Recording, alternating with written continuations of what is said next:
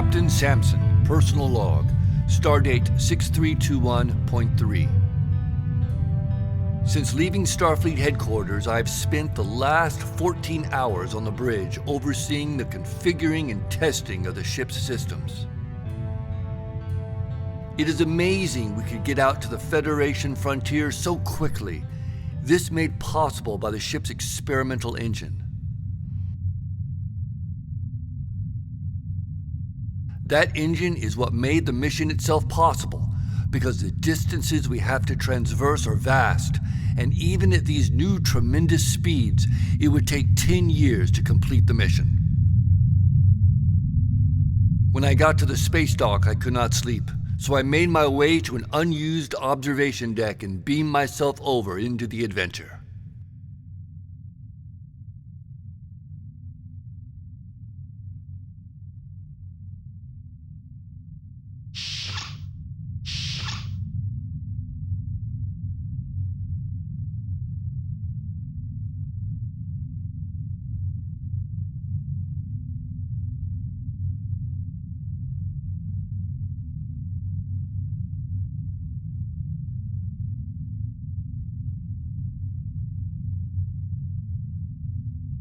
Adventure Transporter Room.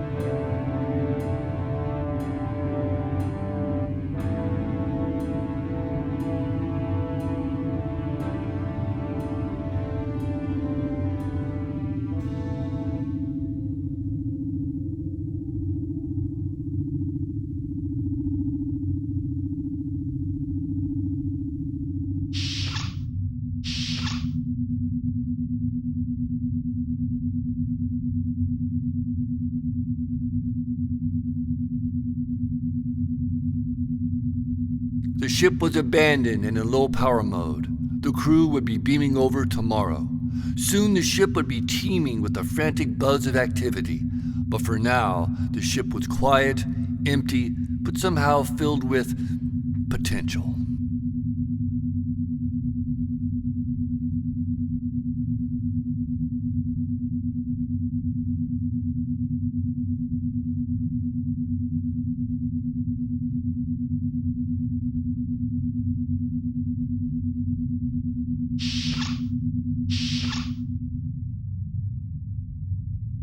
Walking through the conference room, I could imagine all the lively discussions and drama that would be sure to happen on our lengthy mission. Yet only a bare and heavy silence now.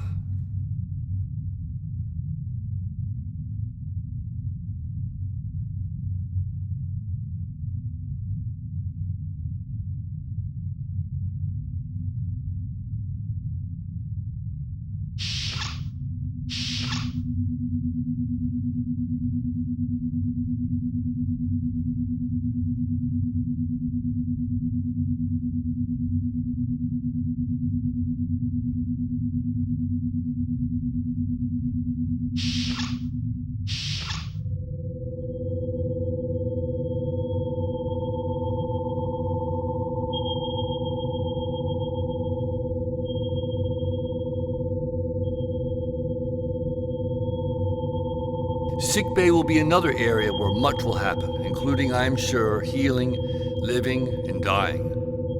Like the rest of the ship, it is still needing supplies and equipment. Dr. Lazarus, the chief medical officer, will soon be here to get Sickbay and his medical team ready for the mission.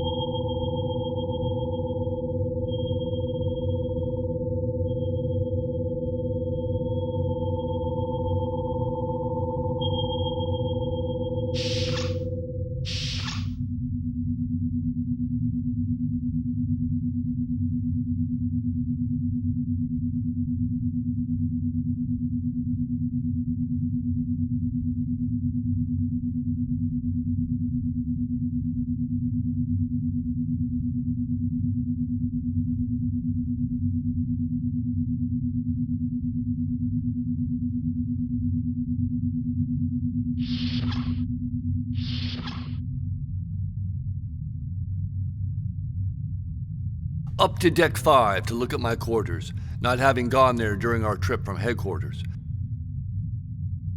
Deck 5.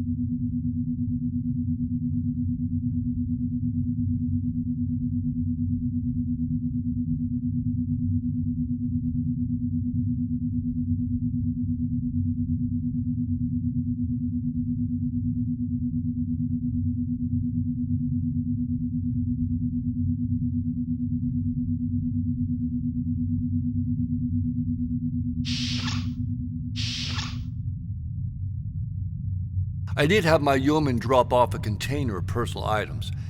I know I will spend quite a bit of time here, perhaps my only refuge from the weight of command.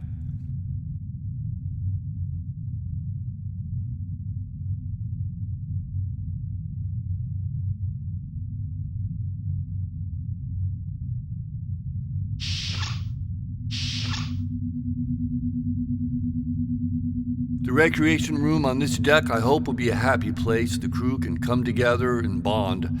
Soon, I hope, to be filled with sounds of laughter and music.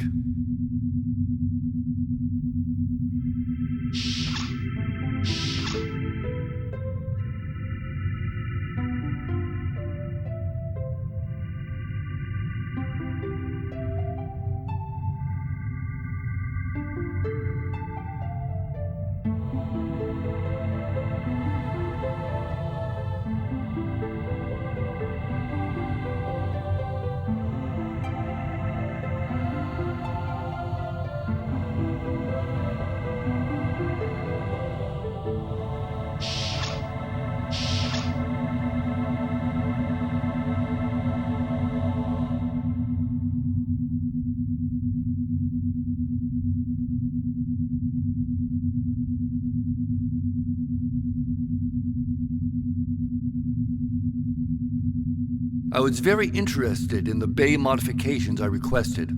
Both are located in the back of the saucer section on either side of the impulse engines.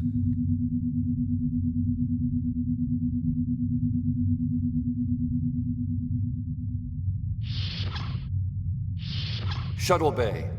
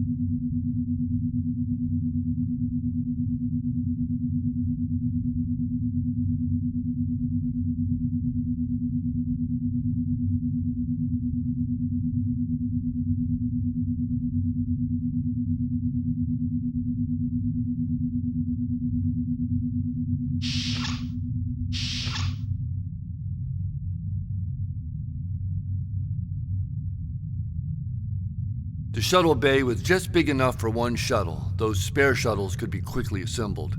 I know having a shuttle will be very useful.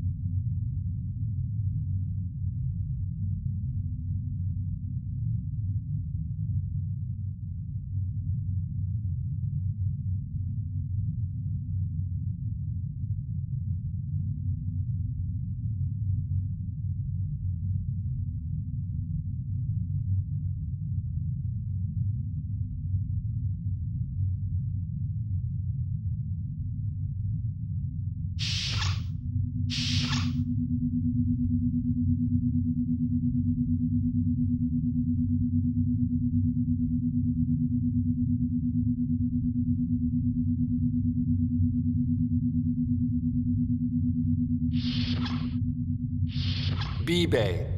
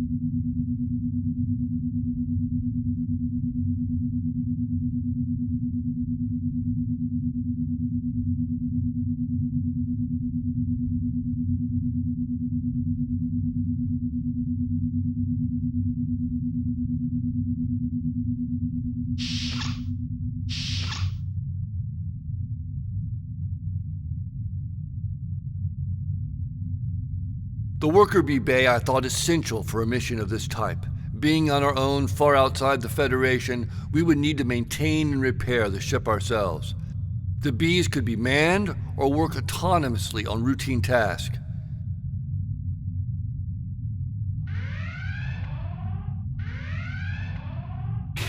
This bee coming in now was scheduled to perform routine maintenance, all computer controlled.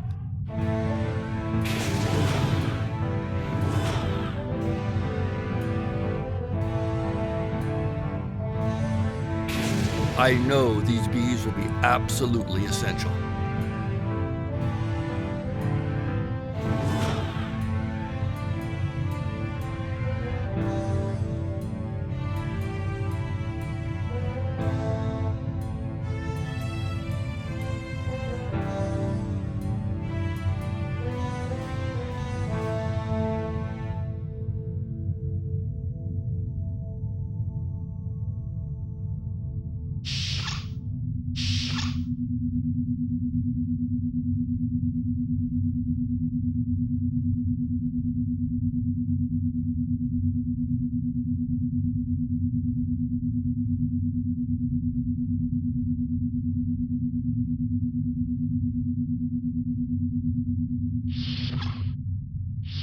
Main engineering.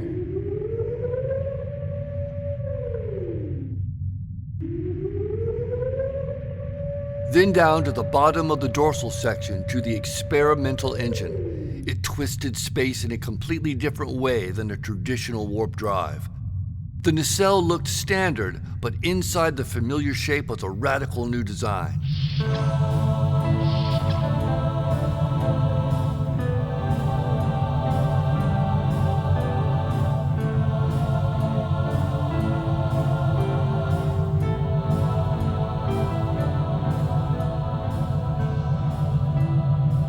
I was told it was too quirky for mass production.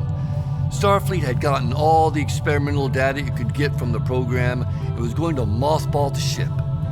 But when the need for an extremely fast ship arose, the vessel was commissioned the Adventure and put into service.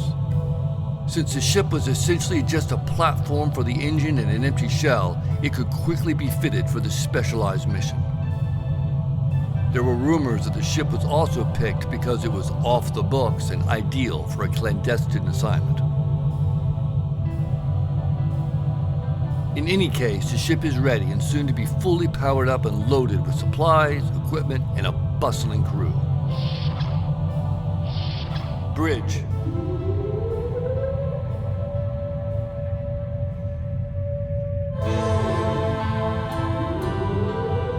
One more stop up to the bridge, a last moment of reflection before the frenzied rush of final preparation.